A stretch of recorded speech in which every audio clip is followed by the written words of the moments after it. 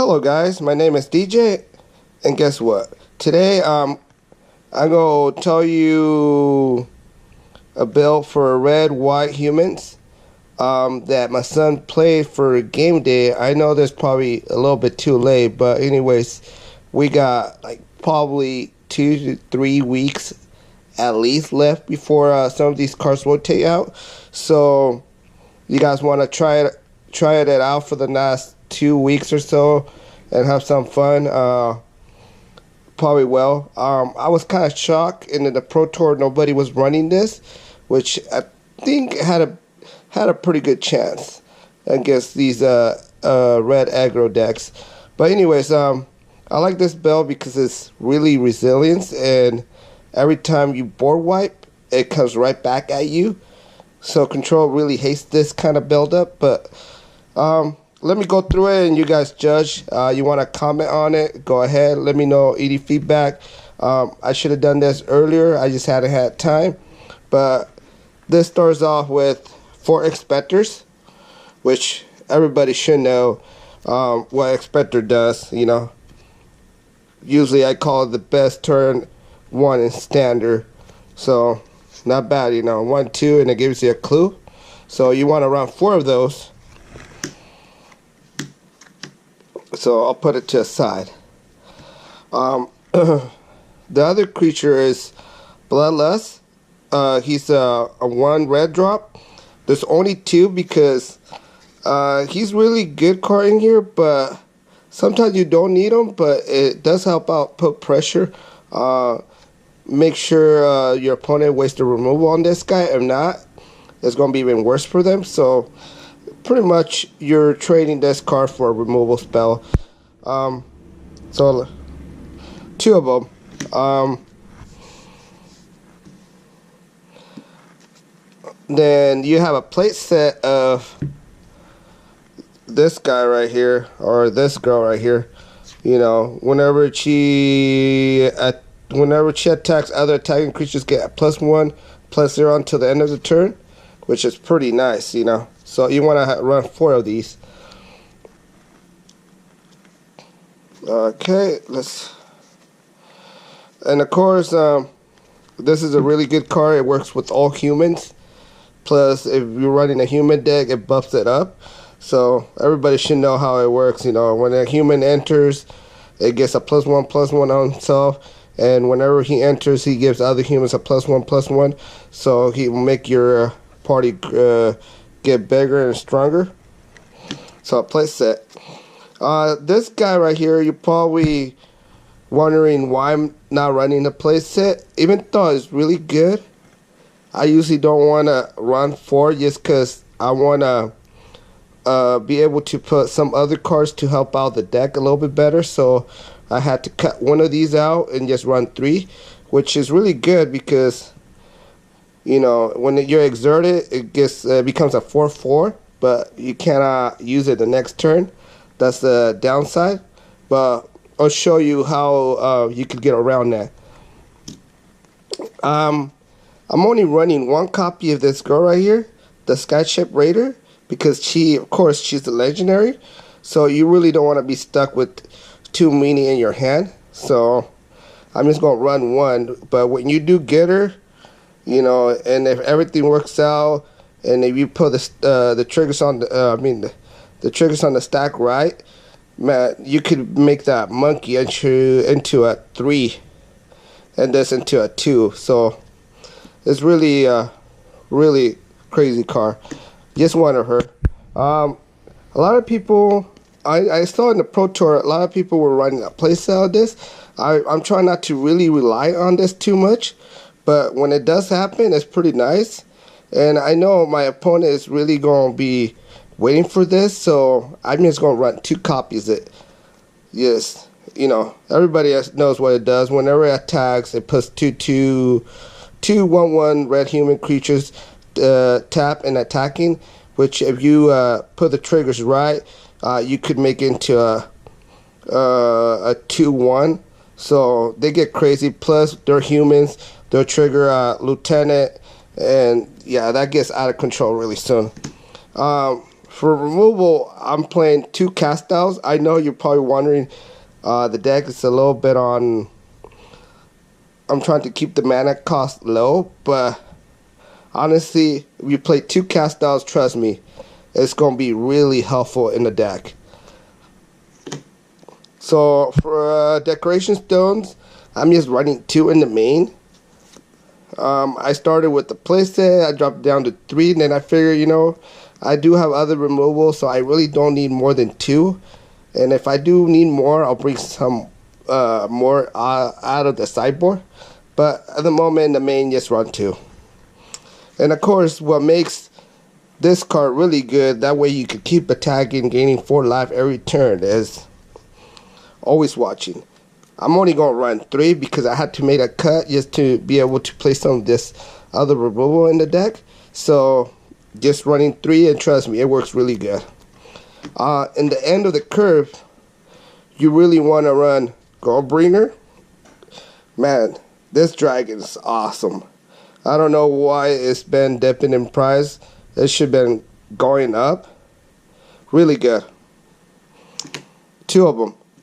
Because if you had always watching, that guy is a 5/5 vigilance. You could be killing one of their guys every turn. And like I told you guys, control is a really key deck in this meta. So I'm running just 1 copy of this just to keep them pretty much on their toes. If they want to board wipe me or they want to play a Planewalker, guess what? That Planewalker is going to be dead with this card on the board. Even if they board wipe, I'll play that next turn. If I have this one, I could give anything haste. And of course, I want to run 1 Walking Ballista, which I need something to sink a lot of mana in the end of the game. If that does happen, guess what? Walking Ballista is really good. 1 Shock, it's really crazy.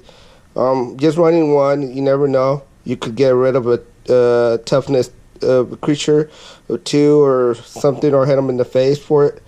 A lot of people probably curious why I'm running 2 copies of this card. You're probably thinking this card is really bad. Right now in Standard, everybody's really worried about the zombie deck. And trust me, this deck should have no trouble beating the zombies.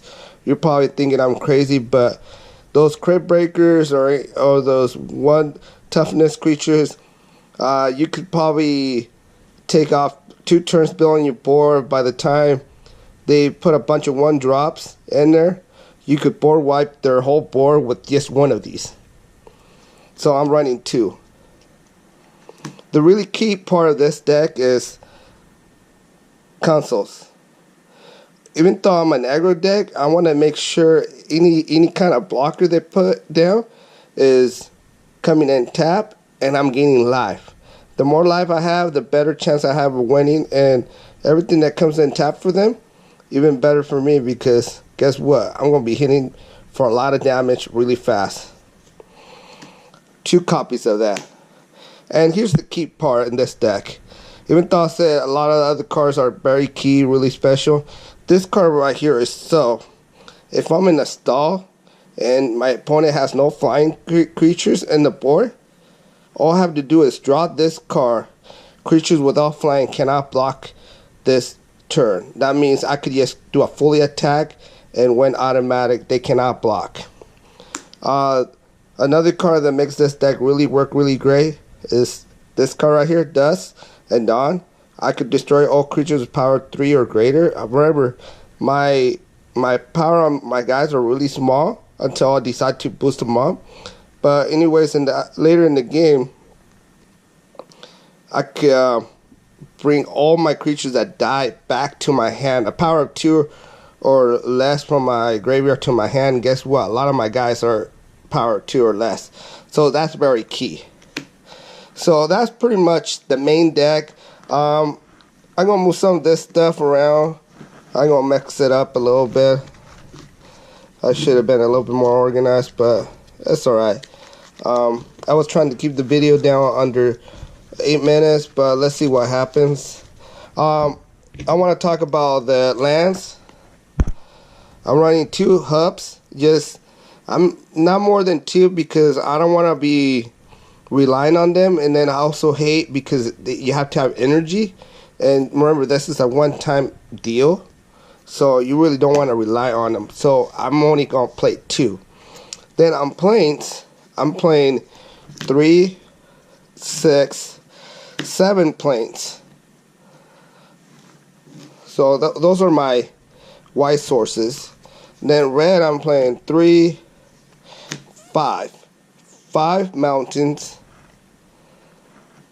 To remember, a lot of my stuff in my deck is actually white, so 7 white compared to 5 mountains is good because I do have Inspired Vintage, 4 copies of it.